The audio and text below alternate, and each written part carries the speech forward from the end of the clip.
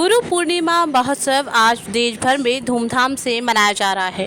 कोटा ही नहीं बल्कि सभी जगह गुरुओं के पूजा अर्चन कर उनका आशीर्वाद लिया जा रहा है। कोटा के प्राचीन मंदिरों में भी भक्तों का तांता लगा रहा। लोग दूर दूर से अपने गुरुओं के धाम पहुंचे और वहां पर उनका आशीर्वाद लिया। आगे निकल जाओ।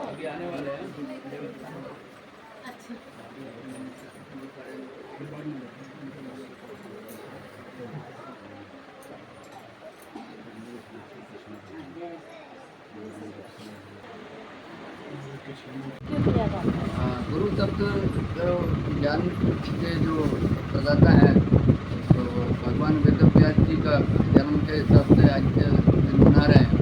तो गुरु का आदर हमारे हिंदुस्तान की संस्कृति में बहुत प्रारंभ से आ रहा है। गुरु शब्द का अर्थ है गुरु शब्द अंधकार से गुरु शब्द से निवृत्त कर अंधकार निवृत्त स्वास्थ्य गुरु के भी दिए थे। जो अंधकार से निकाल के प्रकाश को ले जाने में सक्षम होते हैं उनको गुरु कहा जाता है। दीक्षा प्रणाली का हिंदुस्तान में बहुत पहले से है। दो प्रकार की पद्धति दीक्षा की चलती है। एक तो शिक्षा गुरु होते हैं, एक दीक्षा गुरु होते हैं। दीक्षा गुरु जो जन्म जन्मांतर से तारते हैं और शिक्षा गुरु इस जन्म में आपकी व्यवस्था को सुधारते हैं। तो आवश्यकता है प्रारंभ में गुरुकुल थे, तक्षशिला नालंदा विश्वविद्यालय था। वहाँ की पद्धति से भारतीय ज्ञान विज्ञान बहुत आगे बढ़ चुका था, लेकिन कालांतर में धीरे धीरे जो तुर्कियों का रहा यहाँ पर, तो लगभग 300 वर्ष जब उन्होंने यहाँ शासन किया और लगभग 150 वर्ष के आसपास अंग्रेजों ने यहाँ शासन किया। तो हमारी जो पूरा संपदा है, पूरा जो व्यवस्था है ज्ञान क्षेत्र की, वो खत्म हो गई। उसको पुनः से जीवंत करना बहुत आवश्यक है, क्योंकि हमारे जो वेद का ज्ञान है वो सिर्फ हम लोग ही यहाँ हिंदुस्तान में ही उसको अर्जित कर सकते हैं। बाहर की संस्कृति, बाहर की पढ़ाई उसको आगे नहीं बढ़ा सकती है। तो प्रदाता है गुरु, वो साक्षात भगवान को जानने वाला होना चाहिए। जो इच्छा रखते हों उनकी इच्छा को जो सिद्ध पूरा करते हैं उससे भगवान साहिब में मिल जाते हैं। इस पर उपदेश आते हैं, सब लोग मंत्र लेते हैं, उसके बाद में गुरु के पास आने की व्यवस्था उनसे नहीं होती। भगवान से मिलने के लिए जो हमारी धार्मिक पद्धति वो बताती है, बिना श्री वैष्णव दीक्षा प्रसादम सदगुरु बिना श्री वैष्णव धर्मम कथम भागवत भवे। आप भगवान का होना चाहते हो, भगवान का बनना चाहते हो, इसलिए मंत्र लेने आते हो, दीक्षा लेने आते हो।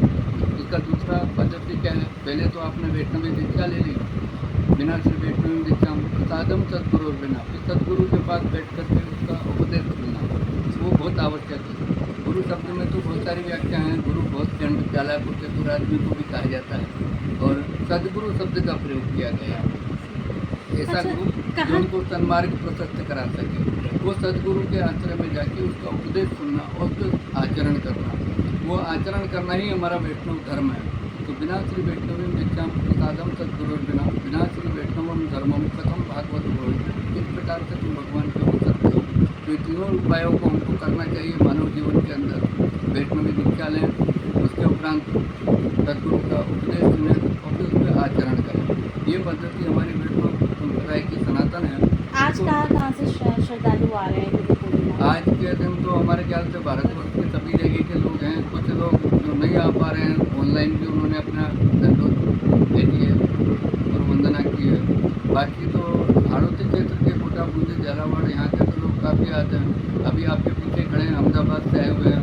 इस प्रकार से ये लोग बाहर के काफ़ी जिनकी भावना होती है, महाराष्ट्र से भी आए हुए हैं लोग, जिनकी भावना होती है, जो अपनी गुरु परंपरा से जुड़े हुए हैं। आज इस मंदिर को 370 वर्ष से ऊपर हो गया है। यहाँ की आचार्य परंपरा सनातन है। वल्लभाचार्य से लेकर के आज 14वीं 15वीं 16वीं पीढ़ी के अंदर आचार्य लोग यहाँ पर उपदेश दे रहे हैं। तो मुख्य तो आचार्य वल्लभाचार्य जी के जो सिद्धांत हैं उनका प्रचार प्रसार करना हम लोगों का कार्य है।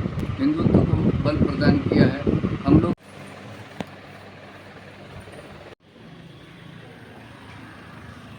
पूर्णिमा है, क्या संदेश आप लोगों तक पहुंचाना चाहेंगे और आज क्या क्या प्रोग्राम आपके आश्रम में होने वाले हैं? कबीर पार्क संस्थान कबीर आश्रम चेतन धाम कोटा में हर वर्ष गुरु पूर्णिमा महोत्सव के पावन अवसर पर विशाल सत्संग समारोह का आयोजन होता है। इस वर्ष भी जो है तो आज गुरु पूर्णिमा का पावन अवसर है। इस पर सबसे पहले तो मैं सभी भक्त श्रद्धालु प्रेमी देशवासियों को, प्रदेशवासियों को हार्दिक शुभकामनाएं और आशीर्वाद देना चाहता हूं कि सभी का जीवन पूर्णत्व की ओर बढ़े।